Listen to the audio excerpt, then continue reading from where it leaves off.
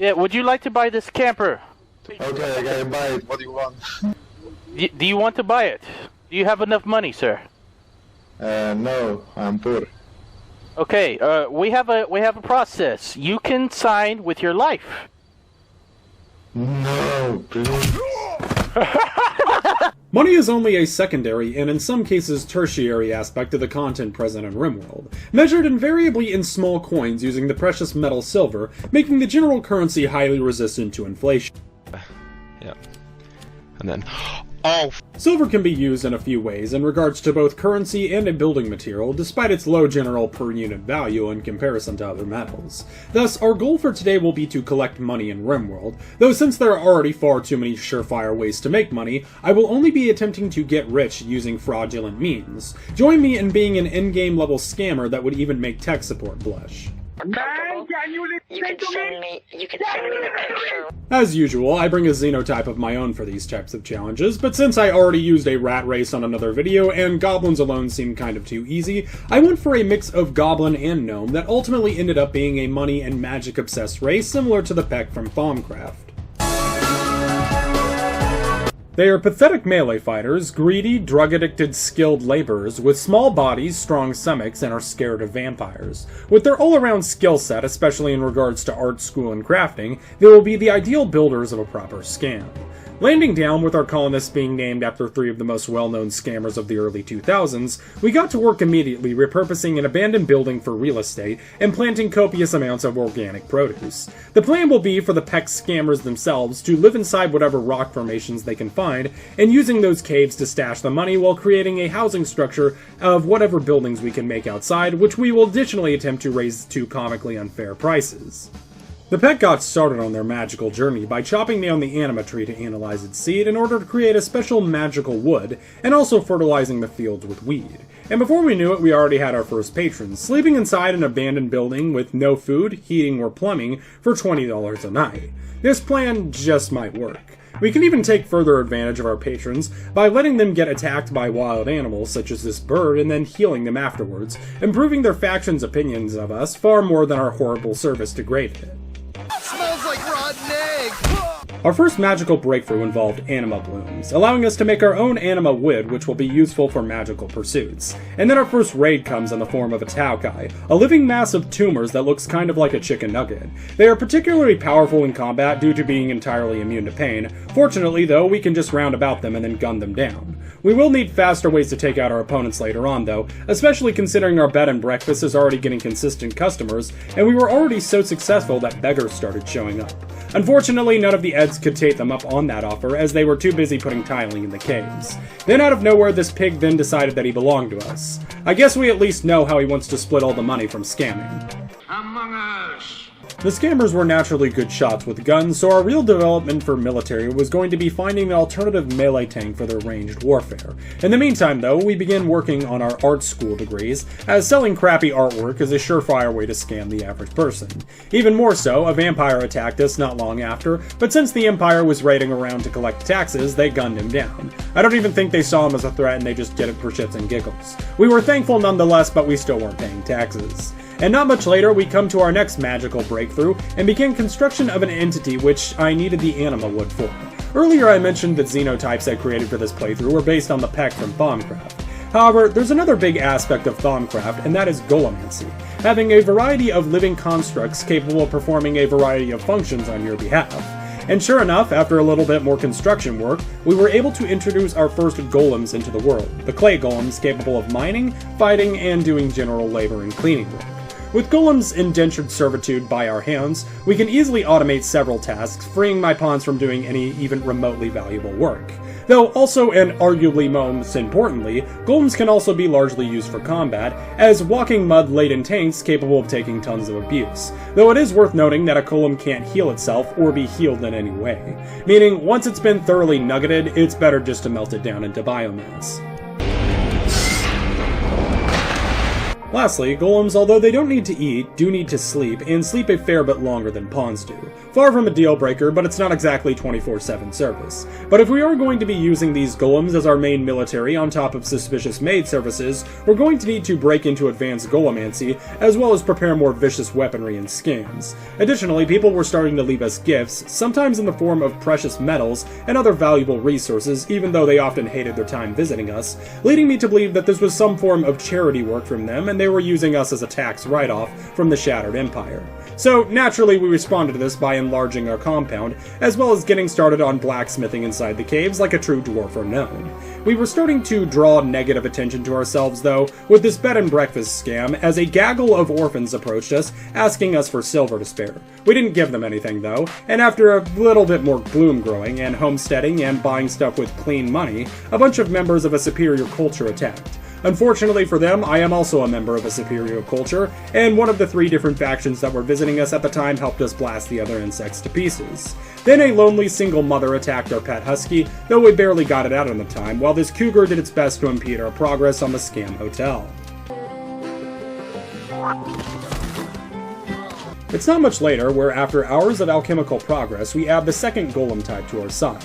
The Chunk Golem, who is capable of performing most low and some medium level crafting work, in addition to a few other jobs. This allows him to not only craft the clay from rocks in order to make the golems, but even craft the lesser clay golems himself. Also, he's not bad in a melee fight. A bit more homesteading saw us moving the kitchen into the Scammer Hotel, so we can sell the bare minimum level crafted fine meals to people while still keeping the price high, as well as raising the general value on beds. As a matter of fact, the value on the beds were getting so much worse that a fair portion of visitors this round couldn't even afford them, and slept outside where they were then mauled by wild animals. Not much later, we add the third golem type to our side. Crafted by the same Chunk Golem, the Hay Golem is not really capable of combat with a melee strength of 0, but is an expert at planting and harvesting crops, only slightly less than an Agrahand. And with just 2 of these guys, and that they can also haul, I can completely automate all my planting work to these sentient dirt blocks while we focus on other scams. And not much later, a fungoid ship of all things lands nearby, before polluting the general area around it with rot stink. It doesn't spread further than its general area, so we leave it alone for now. Also, you can awaken fungoids inside the ship when it takes damage, who are notoriously dangerous as they can permanently rewire the genes of any other pawns if they get a successful claw or bite. In other words, I'm just going to leave it there as a free death trap.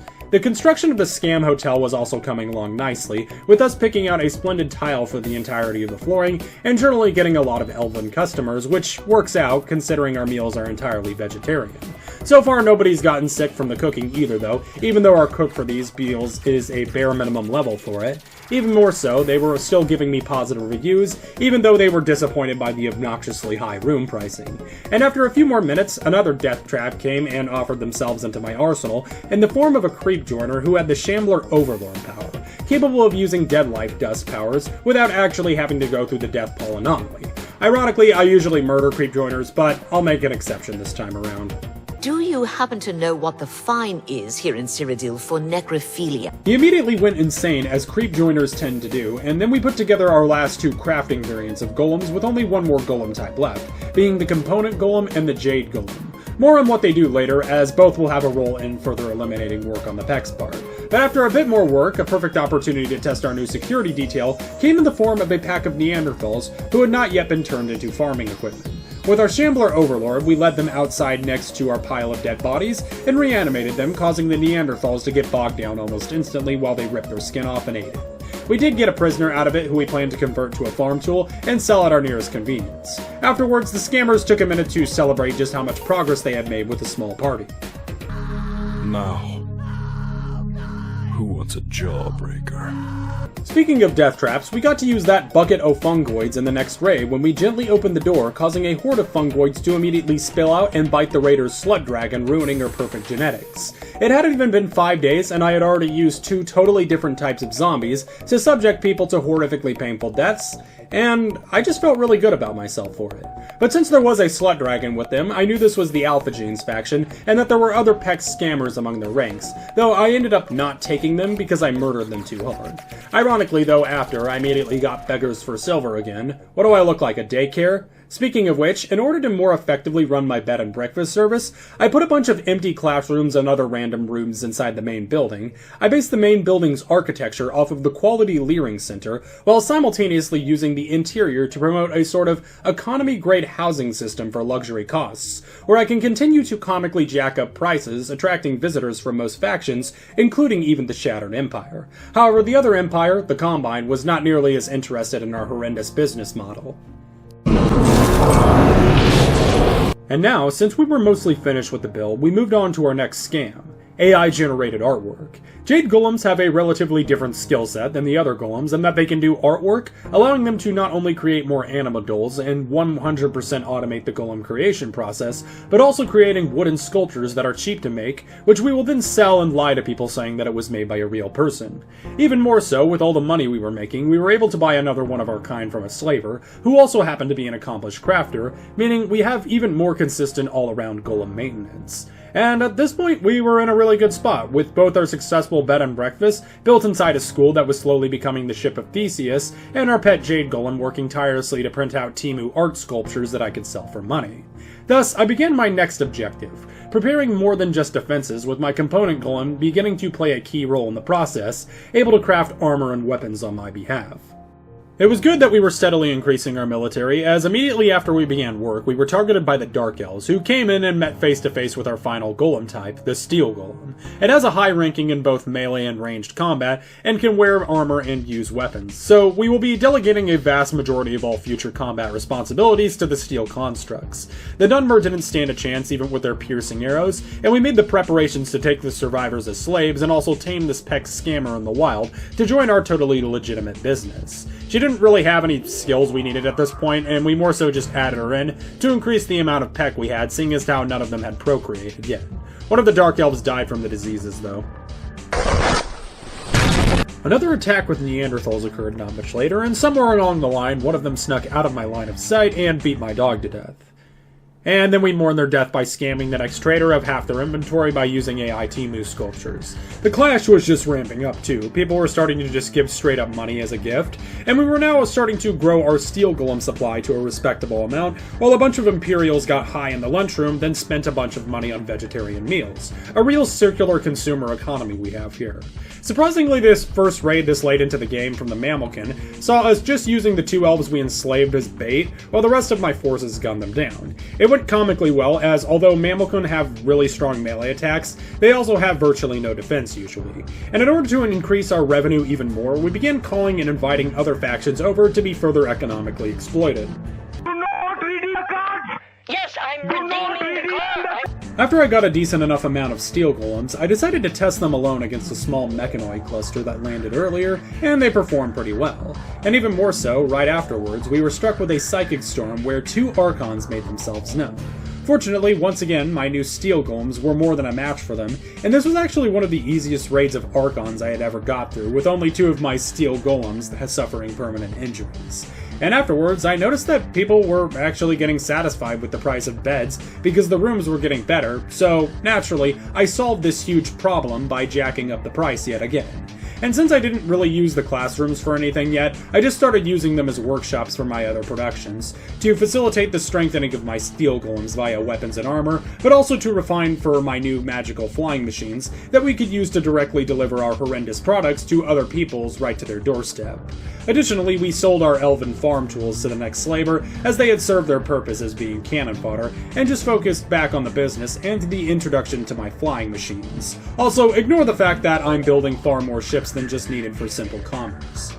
Although our wealth was grand, it was starting to become a bit of a liability, as we were starting to get attacks every few days now too, with the Dark Elves in particular taking interest in us constantly. Not sure if we resembled Argonians or something, but most of them being equipped with some form of piercing, powerful bow, it gave me an idea for my own forces, as I watched my steel golems clash against them, violently tearing the elves to pieces and stealing their stuff. And then immediately being sent out again to deal with a mech cluster just outside our base, because apparently robots don't believe in magic or something. And we did the same thing we did last time, just by walking up to the edge of their proximity detector and attempting to murder them in their sleep. Another strategy I used, even though it's a bit of a war crime, is since golems don't regenerate, I ended up using most of the damaged ones, putting them right in front of the attack first, so they wanted to hinder the abilities of the healthy ones by getting attacked, and I could spend less time liquefying them after fights. Whatever, it's not immoral, they aren't people. One of the most hospitable things we did was healing this person who crash landed because I thought they would improve relations with another faction, but they instead tried to join me, so I immediately kicked them out. Which, all things considered, is actually a pretty nice thing that I did, especially before what I was about to do. Now, something you may have noticed in the background is that there is a significantly larger portion of steel golems roaming around now. Now, some might even say a horde of steel golems, or a swarm. And since they can interface with human weapons and armor, that a significant amount of them were also armored and armed, it was time to reveal my true plans this entire time, which was to destroy most of the factions around me that were not giving me money, but also both of the empires, because as a parasitic insect, it is genetically coded in my DNA to attack empires. Did I slightly overdo it with how many steel golems I made? Maybe, but others may argue that I didn't make enough, and just like any magic users that have power go to their heads, they eventually come to the objective of being the only magic users in existence. All of gay porn in the world. Loading up our ships with golems and their handlers, we landed first on the beaches of the Shattered Empire, as they were notorious for their decent tech weaponry. The golems all clumped up just outside of the settlement, then rolled into the defenders like a comically large ball of peanut butter with shards of rock and psychedelic plants lodged into it. Their melee warriors were superior to my golems, with searing hot metal blades and halo shields, but that didn't make much difference when they were getting shot by over 20 different ranged weapons at once, sometimes able to destroy their target before even a second volley, or they were even trying to figure out what the hell just happened. But with after that only a few minutes remaining, the survivors being only a few armored folk left, fled the scene, leaving me behind to repossess the entire base for myself. I relished in the fact that the high-ranking Imperials that fled would probably be executed for abandoning their posts. But since we were really just here to murder everyone, we turned around and left ourselves immediately to the next target. In hindsight, we should have taken the guns. Our next target, though, was the Sanguiphage Vampires, home to one main xenotype and 3 sub-xenotypes, with all but one of them being extremely powerful, capable of taking great amounts of abuse, and using various vampiric powers to melee attack their targets far beyond most. They do have the plus side of only wielding melee weapons in their faction, but we should still take great care— oh wait, never mind, they're all already dead. Yeah, they didn't have any shooters, and they were all coming from a narrow hallway. Go figure. Destroying you will only take a second.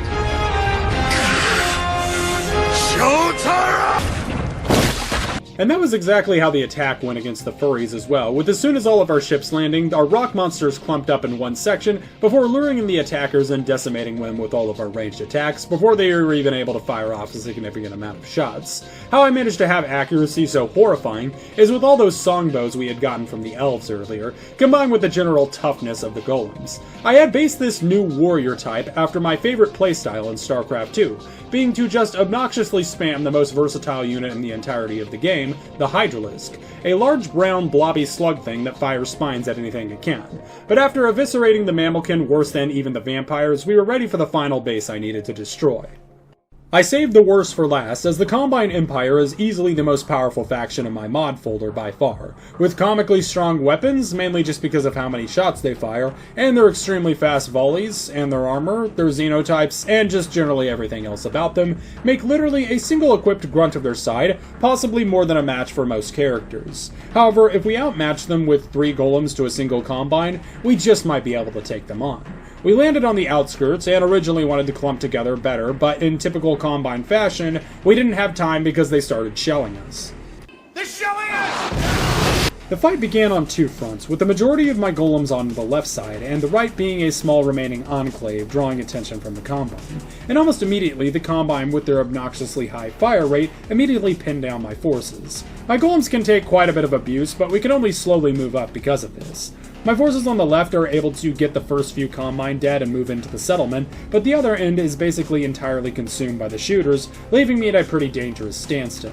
Ironically though, the Combine snipers, despite having the most powerful attacks at high accuracy, were actually the least dangerous just due to having abysmally low fire rate, meaning they were easy to lock down into a bully beatdown circle. And I'm not gonna lie, after about 2 whole minutes of back and forth volleys between the golems and the remaining Combine, it was really close. And I mean really close. A majority of the golems were on the ground, likely to never get up because no healing, but there were also only 4 Combine soldiers left, which made me come to an unfortunate conclusion about the faction, in that they behave similarly to the Cult of Horax, in the sense that they often fight to the death and don't retreat. But with virtually no golems left, and I doubt the Peck would survive even a single machine gun volley, the scammers retreated to their flying machines, ready to put this whole golem gamer uprising behind them. It wasn't all bad though, as despite our failed attack, we had made multiple successful businesses and generated a ton of wealth for ourselves, which was the original objective of the Peck. Destroying the Empire was more of a personal thing. Thus, I was ready to call this attempt a success, as the Peck and the resourcefulness and knowledge of golemancy was able to bring great amounts of ruin to dozens of people's lives. But if you enjoyed this video and you want to see more like it, please leave me a comment down below letting me know your thoughts, as well as what you'd like to see next, both Rimworld and otherwise. And if you're new here, please consider subscribing, as among my channels I upload new long-form content every week, as well as new shorts most every other day encapsulating variety content, including challenges, guides, memes, audience participation, playthroughs, and even theories. Also, join the Discord with the link in the description as well as the pinned comment to become part of this show. With all that being said, thank you again so much for watching, and big thank you to my channel and Patreon members, and I will see you all next time.